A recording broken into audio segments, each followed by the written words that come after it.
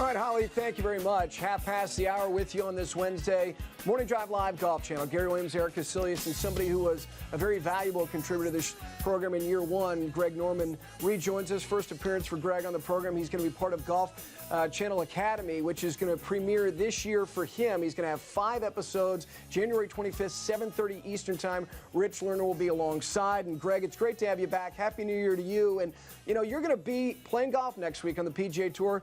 Bill Clinton, who's a friend of yours, the Humana, great infusion of energy and momentum for the event. As soon as he got involved, Greg, is that when you knew you were probably going to play if you could? Well, yes, the president and I had a conversation many months ago about his potential involvement with the Humana.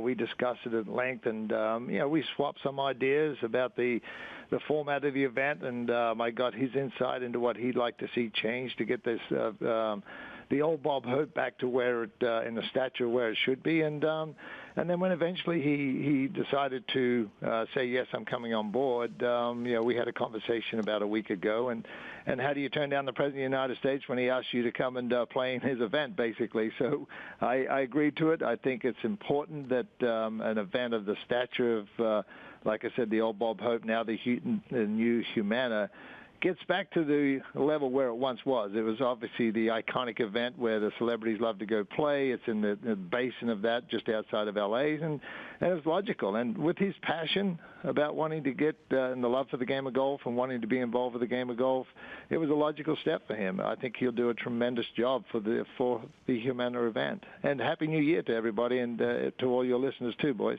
Thank you, and Happy New Year back there. You mentioned you talked about a week ago. How did the call go? Does he recruit you? Is it like hold for the president, or do you pick up the phone and is it just like Bill Clinton on your cell phone? How does it actually work?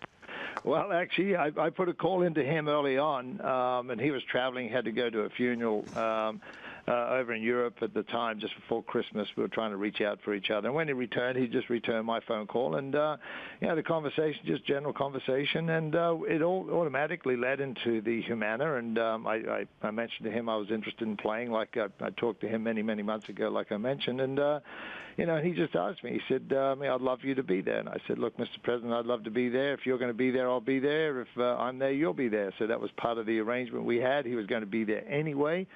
And, obviously we talked about his conference that he's got going on for a couple of days there about the wellness, the Humana wellness. And he asked me if I would pop in there on Tuesday afternoon to listen to the conference and listen to his guest speakers. And so I'm going to do that. Are you going to play? Are you guys going to play together?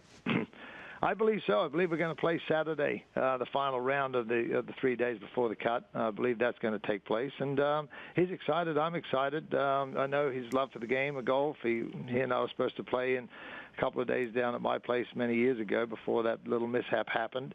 So we're looking forward to hitting the links again. Greg, you mentioned the mishap. I mean, your relationship goes back to when he was a sitting president and he stayed in your home. Do you remember the folks who came and swept your home, literally combed every single inch of that property because a sitting president was going to stay in your house? Absolutely. There was a tremendous amount of lead up to it. It was my invitation to the president at the time because we are still, and then time, good friends, and I wanted him to come play in the medalist member guest. He accepted the invitation, and obviously there's a lead-up time, as you mentioned. And, the place was, obviously secured for a sitting president. It was a fascinating process to see that take place. I've since become very, very close friends to one of the head of the CAT team, a counter-assault team that was on my property at the time. And it's just incredible. There's a lot goes into it. Your property, it's probably most secure place outside the White House at that moment in time, and and rightfully so too. He is the sitting president of the United States, and decisions may need to be made immediately while he's there. Do you offer, like the Secret Service guys, drinks, or is it like the security at Buckingham Palace where you're not allowed to talk to them or make them laugh or that kind of thing? How does that work when they're in your house? Well, you don't even know they're in your house. They're just positioned the way they should be positioned. These guys do it to protect the President of the United States, and they do a fantastic job. They're great guys. I got to have more of a conversation with them after the event because they're there to do their job, and And at the end of the day, they're normal guys. I love their field of work. I love the way they do they go about their business. A couple of them become very close friends with the President of the United States because they're so close with him.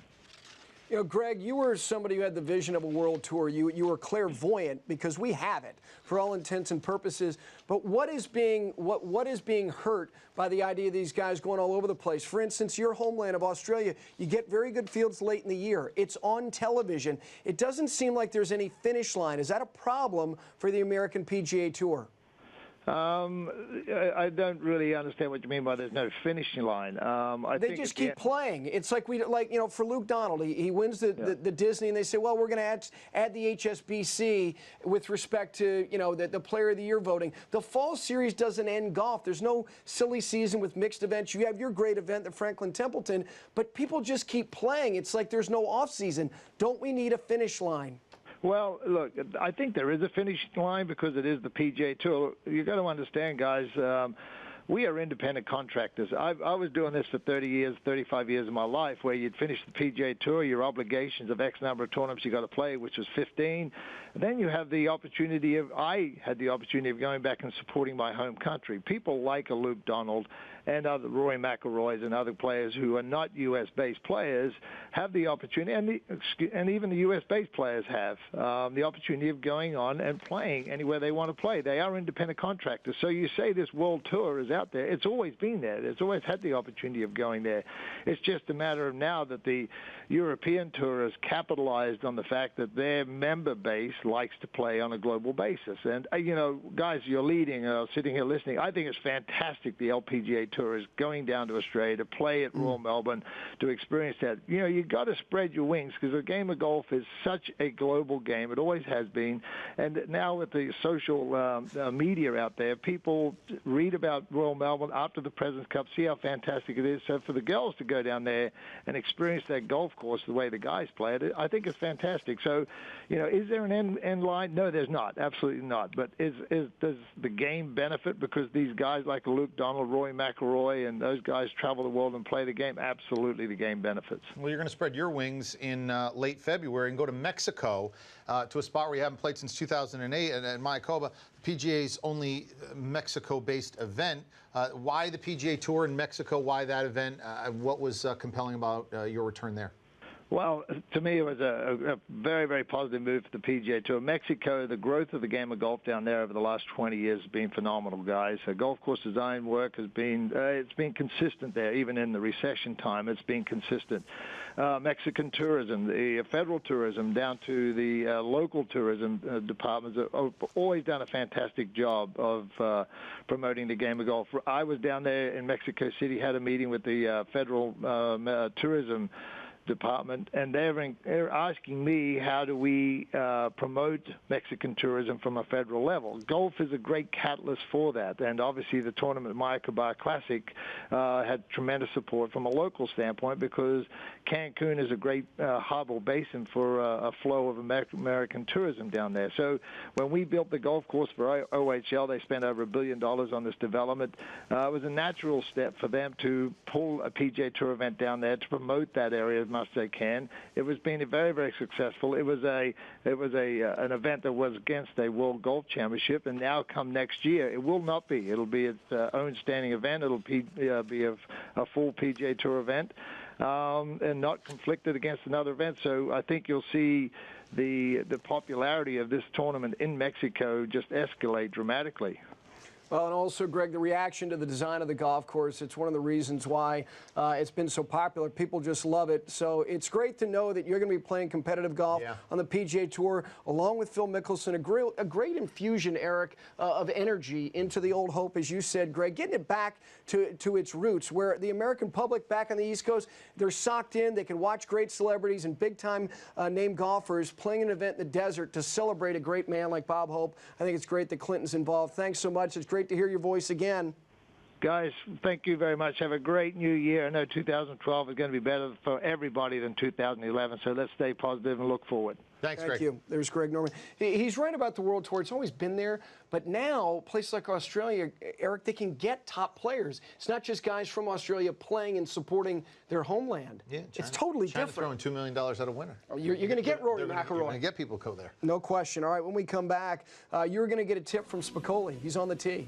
Well, not really, but close. And he likes a green glove. Stay tuned for that. And in 5 minutes, Steve Sands will go live to Hawaii. He's got the skinny on making the transition from Maui to Wailea. And has it been a good transition so far? Short week for a lot of the guys who played in the Tournament of Champions. We come back. Morning Drive Live, Golf Channel. So you take the left, I'll take the right.